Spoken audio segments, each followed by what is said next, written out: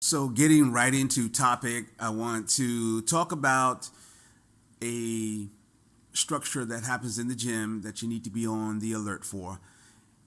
In some cases, it happens because of the trainee or the fighter, and in other cases, it happens sometimes just through osmosis, and it's not an intentional thing.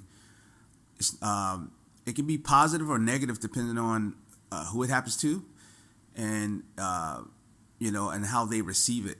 So it just all depends on the personality. And what I'm talking about is when we start looking at someone in a position where we uplift this person and put them on a pedestal, and we view this person as being the one, the best one, number one. In other words, we hold them in higher regard than the rest of the team.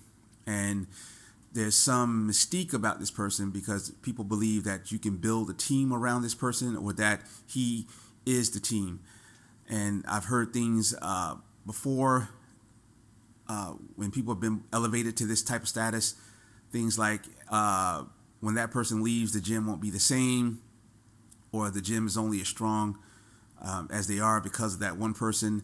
And nothing could be further from the truth. So you have to watch that type of thinking, because what you want to do is build a process into your gym, a process for your success, and then understand which attributes you need to achieve that success. And then even when that person leaves, you can fill in the blanks. You just backfill the slots, and you can find a person with similar traits or attributes and keep the ball rolling. It amazes me that we live in a world where, for thousands of years, people travel on horse and buggy, some type of carriage, and then in the span of 100 years, we go to technology where we're flying around in the air, driving around in horseless carriages, trains, planes, subways. And it amazes me that we still have this thinking that the old way is the only way that it is. It's like the tribal knowledge that whoever the best guy is should be the leader. Whoever is the strongest guy should be the leader, and we fail to recognize that strength comes in a lot of ways these days. There's a physical strength and there's a mental strength. So, you have to be careful when we introduce this type of mindset into the training environment that someone is more special than the others. He or she still has to carry their weight regardless. And in my opinion, if they don't want to, if they feel that they are special, that they are different, then they should leave, because they're going to bring everybody else down, honestly.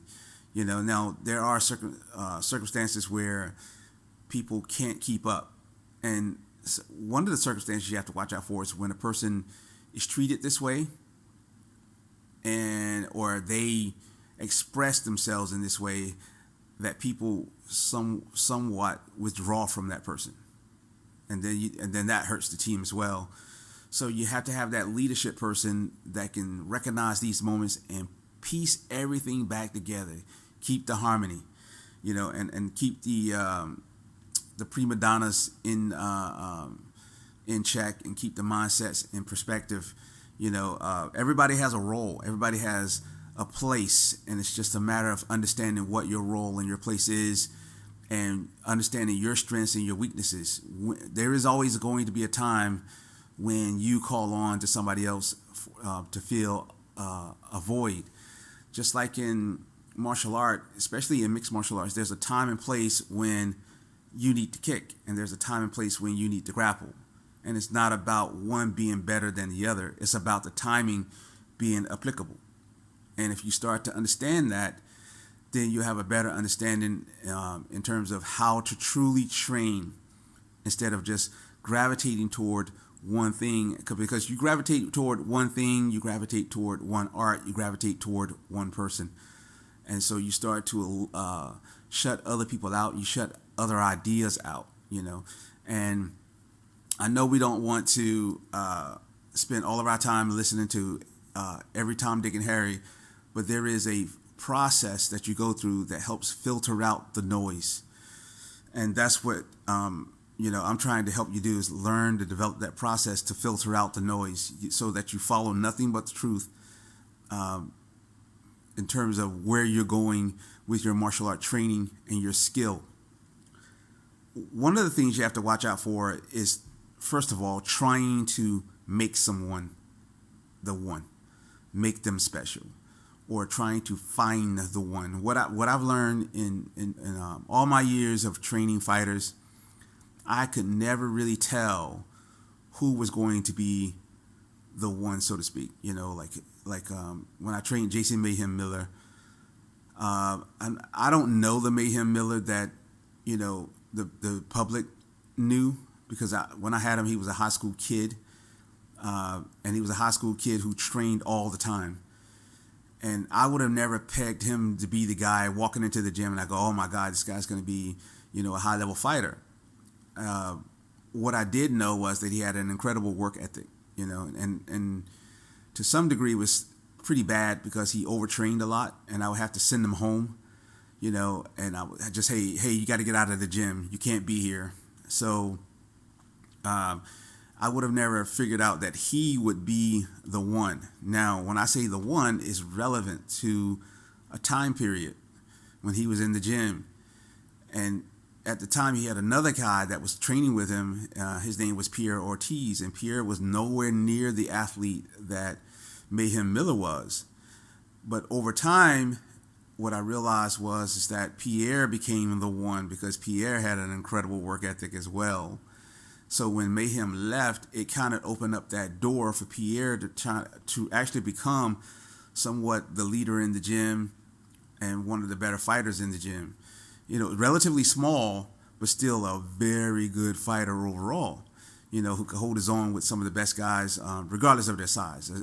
He was pretty dominant. I don't want to discredit some of the other smaller guys, but, pretty dominant when up against his own size, could hold his own against the guys, that might hold 50 to 80 pounds above him.